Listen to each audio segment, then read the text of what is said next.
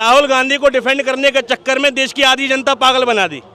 राहुल गांधी को पप्पू साबित करने के चक्कर में देश की आधी जनता को पप्पू बना के डाल दिया किसी व्यक्ति ने। आज पूरी दुनिया अंधभक्त के नाम से किसे जानते हैं? जो दिमागी रूप से दिवालिया या चूतिया है, उसी को तो जानते हैं अंधभक्त। जिसका मानसिक दिवालियापन काम नहीं कर रहा, जिसका मानसिक सोचने की स्थिति जो ठीक नहीं है, उसी को तो कह रहे हैं। एक आदमी को पप्पू साबित करने के चक्कर में इस देश की आधी जनता को पप्पू बना के डाल दिया देश के प्रधानमंत्री ने, और उसके बाद प्रेस कॉन्फ्रेंस नहीं करी। अरे जवाबदेही राहुल गांधी के प्रति थोड़ी है।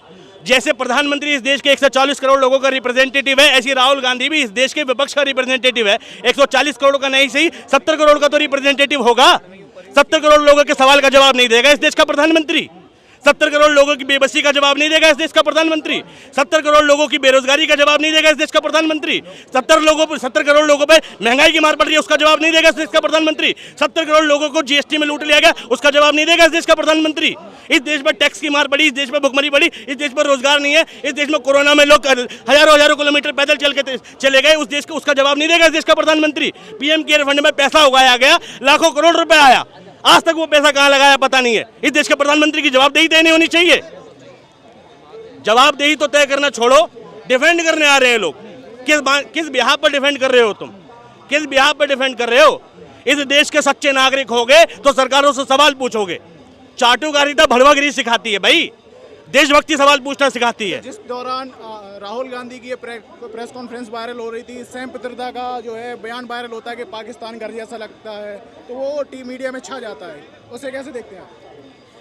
ये एक प्रोपेगेंडा है जो सदियों से चला आ रहा है। कभी नवजोत सिंह सिद्धू के नाम पर चला है, कभी मणिशंकर अय्यर के नाम पर चला, और ये चलता आया है। एक बात बताओ, पाकिस्तान से ज़्यादा बड़ा दुश्मन इस देश का कौन है? चाइना है।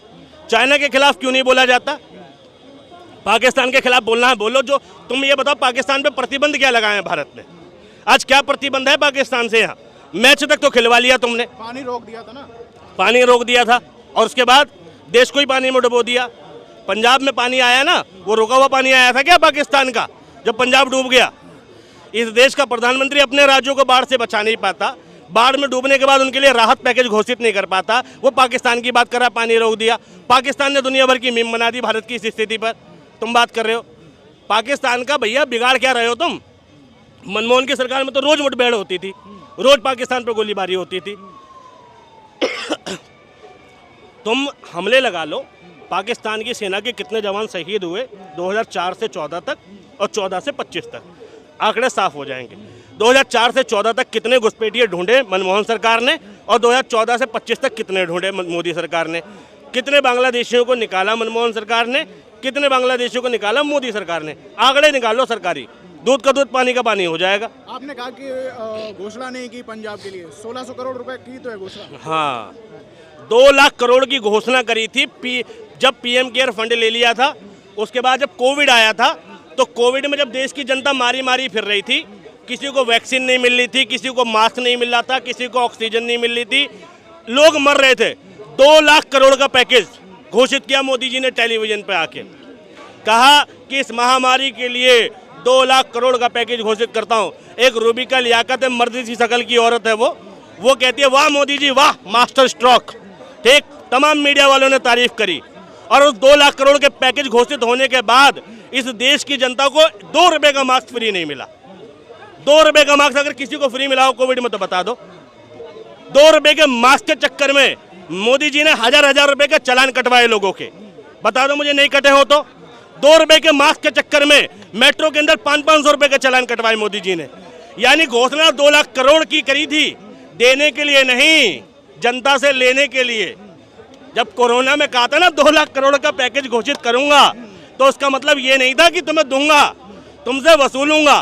कभी मास्क के नाम पर, कभी तुम्हारी इधर उधर घूमने के नाम पर, कभी लॉकडाउन के नाम पर। ये मोदी जी की स्ट्रेटेजी है। 1600 करोड़ का पैकेज है, 1600 करोड़ का, 16 लाख करोड़ का, 1600 करोड़ का पैकेज है। मुझे बताओ, वो पंजाब जो पूरे भारत में चैरिटी करता है, वो पंजाब जो पूरे भारत के गरीबों को खिला रहा है, उसे मोदी जी की जरूरत थी कोरोना टाइम पे? आश्वासन की जरूरत थी? पंजाब अपने आप सब देख लेता। क्या बेनिफिट मिला 1600 करोड़ का, मुझे बताओ? पंजाब को क्या फायदा दिया? एक और बात है कि कल जो चित्रा त्रिपाठी हैं उन्होंने वो अपने डिबेट कर रही थी क्रिकेट को लेकर, उसमें एक पाकिस्तानी जो खिलाड़ी रहे हैं पूर्व रमीज राजा उनको लाया गया, जबकि ऐसे ही जब दिलजीत दोसांझ एक पाकिस्तानी एक्ट्रेस के साथ थे तो उन्हें देशद्रोही घोषित कर दिया गया था। तो चित्रा त्रिपाठी कर रही थी तो उनके ऊपर कोई बातचीत क्यों नहीं? तोड़ा कुत्ता कुत्ता साडा कुत्ता टॉमी, सुना आपने? ये वही बात है। अगर बीजेपी आज नवाज शरीफ को और वह शहबाज शरीफ को मोदी जी कंधे पे बैठा के घूमने लगे ना, तो मोदी जी के अंधभक्त और इस देश का मीडिया कहेगा वाह मास्टर स्ट्रोक, मास्टर स्ट्रोक। मजा ही आ गया भाई साहब, मोदी जी ने शहबाज शरीफ को कंधे पे बैठा पटकेगा, अगली लाइन है वो पटकने के लिए उठाया जी। ये है इस देश की मीडिया का हाल। मतलब मोदी करेगा तो देश हित में, और वही काम अगर राहुल गांधी ने कर लिया होता तो देश का गद्दार हो जाता, देशद्रोही हो जाता। तो ये दुर्भाग्य है इस देश का कि इस देश का प्रधानमंत्री, इस देश की सत्ता, इस देश की सरकार और इस देश का मीडिया 140 करोड़ लोगों को मूर्ख समझ रहा है। इस देश के 5-7 हजार लोग मिलके 140 करोड़ लोगों को मूर्ख बना रहे हैं, और पब्लिक बन भी रही है। वरना अगर नहीं बन रही होती तो यहाँ भी जनजी का आंदोलन होता, नेताओं की पिटाई हो रही होती। नेताओं की पिटाई नहीं हो रही, नेताओं की भाषण सुनने के बाद ताली बज रही है, तो यकीन मानो आतंकवादियों से कम ब्रेन वॉश नहीं हुआ तुम्हारा। एक मध्य प्रदेश का मंत्री था, वो कहता सोफिया कुरैशी आतंकवादियों की बहन है। जितना घटिया वो मंत्री था ना, उससे भी घटिया वो भीड़ थी जो उसके इस भाषण पे कह रही थी वाह मंत्री जी वाह, ताली बजा रही थी। शर्म से डूब के मरा नहीं गया उस भीड़ को कि एक भी ऐसा आदमी नहीं था जो मंत्री को कहते कैसे बोल रहा है तू, इस देश की कर्नल पे, इस देश की आर्मी पे सवाल उठा रहा है। एक सिंगल आदमी नहीं था। तो यही फौज इकट्ठी करी है मोदी जी ने अपने पक्ष में बोलने के लिए। आपने जैन जी की बात की, राहुल गांधी ने एक ट्वीट किया था कि इस देश का युवा, इस देश का छात्र और इस देश के जैन जी हम उनके साथ खड़े हैं। तो राहुल गांधी पर जो है विरोध छाने लगा के ये देश को अनस्टेबल करना चाहते हैं। इस देश में देश के युवा को बर्बाद किया है मोदी ने। कैसे? एजुकेशन सिस्टम बर्बाद कर गए। आज एजुकेशन सिस्टम से ऐसे ऐसे चैप्टर हटाए गए हैं। मुगल हटाए, लोगों को लग रहा है बाबर अकबर हटा दिए। बाबर अकबर हटाने से कुछ नहीं होगा। इस देश में मोहम्मदपुर नाम का गांव सुनते हो, रसूलाबाद सुनते हो, नजीबाबाद सुनते हो, शाहजहांपुर सुनते हो, औरंगाबाद सुनते हो। ये तमाम गांव चीख चीख कर बता रहे हैं मुसलमानों की हिस्ट्री थी, तुम्हारे किताब के पन्नों में मिटाने से नहीं मिटने वाली। ताजमहल चीख कर बता रहा है मुसलमानों की हिस्ट्री थी इस देश में, तुम पन्नों से मिटा दोगे नहीं मिटने वाली। लेकिन सिर्फ मुसलमानों की हिस्ट्री मिटाते मिटाते तुमने पीरियोडिक टेबल मिटा दिया साइंस से, तुमने आवर्त सारणी मिटा दी।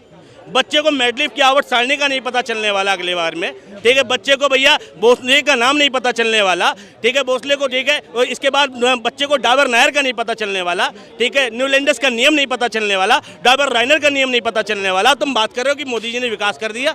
साइंस के चैप्टर काटे जा रहे हैं, मैथमेटिक्स के चैप्टर काटे जा रहे हैं, बच्चों के सिलेबस से चीज़ें हटाई जा रही हैं, जो नॉलेज मिलने की चीज़ें वो हटा रही है। एजुकेशन सिस्टम को बर्बाद करना कहते हैं। योगी जी ने कई हजार स्कूल बंद कर दिए और फिर बाद में कह दिया कि हम तो मर्ज कर रहे हैं। एक स्कूल मेरा घर के पास में है और एक स्कूल 3 किलोमीटर दूर है। मेरे घर के पास के स्कूल को बंद करके 3 किलोमीटर दूर भेज दोगे तो जो बच्चा 5 साल का वो जाएगा क्या? उसकी तो अपने आप स्टडी छूटेगी ना। सरकार के पास पैसा बहुत, सरकार के पास संसाधन बहुत, सरकार के पास व्यवस्थाएं बहुत, इसके बावजूद किसी भी मोहल्ले में निकल जाना, वहां का प्राइवेट हॉस्पिटल सरकारी से बेहतर क्यों है? सरकार की नाकामयाबी की वजह से। यशोदा हॉस्पिटल में दुनिया भर की फैसिलिटीज हैं, मगर यही गाजियाबाद के एमएमजी अस्पताल में दुनिया भर की फैसिलिटीज मौजूद क्यों नहीं है? गाजियाबाद में यशोदा है, गाजियाबाद के एक जिले के अंदर 4-5 यशोदा हैं। एक प्राइवेट सेक्टर से उठा हुआ बंदा 5 हॉस्पिटल खोल पाता है। योगी जी 2 हॉस्पिटल नहीं खोल पा रहे ढंग के, क्यों है? नेपाल में जैन जी प्रदर्शन हुआ था, राहुल गांधी ने जैन जी ट्वीट किया, क्या लग रहा है आपको इसका कोई लिंक है क्या? राहुल गांधी का कोई लिंक नहीं है, देश के समझने का लिंक है कि इस देश के युवा को समझना चाहिए, सीखना चाहिए नेपाल से कि जब नेता जो है, सत्ता जो है, शीर्ष पर चढ़कर तुम्हें कीड़ा मकोड़ा समझे। जैन जी आंदोलन हुआ क्यों? बताओ, मुझे बताओ क्यों हुआ? करप्शन की वजह से। करप्शन की वजह से वहाँ के युवाओं ने देखा कि हमारी लाइफ झंड हो रखी है भाई, हम कुत्तों की तरह पढ़ रहे हैं। एक समान शिक्षा का अधिकार अगर बात करें हम, डीपीएस स्कूल का बच्चा जिस बेंच पे बैठता है, सरकारी स्कूल का बच्चे की स्कूल की बेंच वैसी क्यों नहीं है? डीपीएस स्कूल के बच्चे की क्लासरूम जैसी है, सरकारी स्कूल के बच्चे की क्लासरूम वैसी क्यों नहीं है? डीपीएस स्कूल के बच्चे को जो फैसिलिटीज प्रोवाइडेड है इस देश में, जब एक देश एक संविधान एक विधान है और देश के नागरिकों में भेद नहीं होता, तो डीपीएस स्कूल में जो सुविधा मिलती है वो सरकारी स्कूल में क्यों नहीं मिल रही? जबकि डीपीएस स्कूल में जो टीचर है वो कम क्वालिफाइड है सरकारी के मुकाबले, है ना भाई? उन्होंने कम कंपटीशन फेस किया है, हो सकता है बराबर भी फेस किया हो, लेकिन एक प्राइवेट स्कूल इतनी फैसिलिटीज दे सकता है जबकि प्राइवेट के पास संसाधन सीमित है।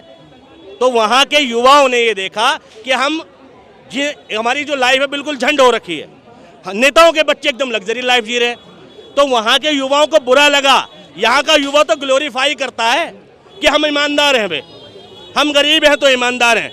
गरीबी हर एक ऐप को जन्म देती है। तुम गरीब हो तो जेब कतरे बनोगे, तुम गरीब हो तो तुम गुंडागर्दी भी करोगे, तुम गरीब हो तो तुम चोरी भी करोगे, क्योंकि गरीबी मजबूरी को लाती है और मजबूरी क्राइम कराती है। सोचो अगर तुम गरीब ना होते तो अस्पतालों में लाइन लगती भी, एक एक पर्ची बनाने के लिए 100 नंबर पे लगना पड़ता तुम्हें, तुम नहीं लगते।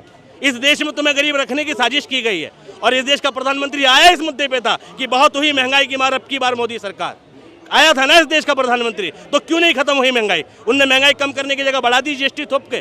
नेपाल के जेएनजी को बुरा लगा कि नेताओं की बच्चों की जिंदगी बेहतर और हमारी झंड है, नेताओं की और हमारी बराबर होनी चाहिए। इस देश का युवा नहीं सोच रहा, इस देश का आदमी नहीं सोच रहा, नेपाल के लोगों ने सोच लिया। एक छोटा सा देश सोच पाता है, इतना बड़ा व्यापक देश नहीं सोच पा रहा।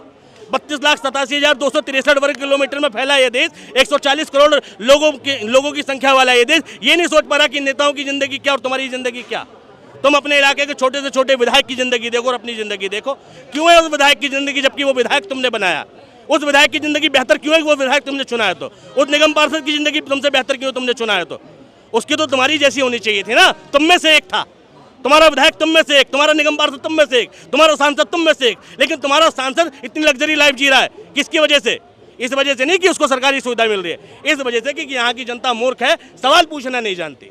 नेपाल के जेएनजी की आंखें खुली, सवाल पूछी, सवाल पूछने पे वहाँ का फेसबुक, वहाँ का सोशल मीडिया बंद हुआ, फिर आंदोलन हुआ। लेकिन यहाँ क्या, यहाँ अगर लाइट चली जाए ना तुम्हारे यहाँ, तो बिजली विभाग में फोन नहीं करते, पड़ोसी का घर झाँकते उधर आ रही है कि नहीं आ रही, और अगर उधर आ रही होगी तो फिर तीसरे का देखेंगे, और अगर कहीं नहीं आ रहेंगे तुम फोन करोगे तो फिर वो पड़ोसी आके समझाएगा, अरे कोई फॉल्ट हुआ होगा, थोड़ी देर इंतजार कर ले। ये जो पेशेंस लेने की क्षमता है ना हमारी, जो सब्र करने की क्षमता है। ट्रेन के अंदर 4 सीटें हैं, वहाँ पर 6 बैठ के जा रहे हैं, टिकट RAC हो जा रहा है, एक सीट पर 2 लोग बैठेंगे, किराया पूरा लगेगा, बर्दाश्त कर ले। ये जो क्षमता है हमारी, इसने देश को डुबो दिया।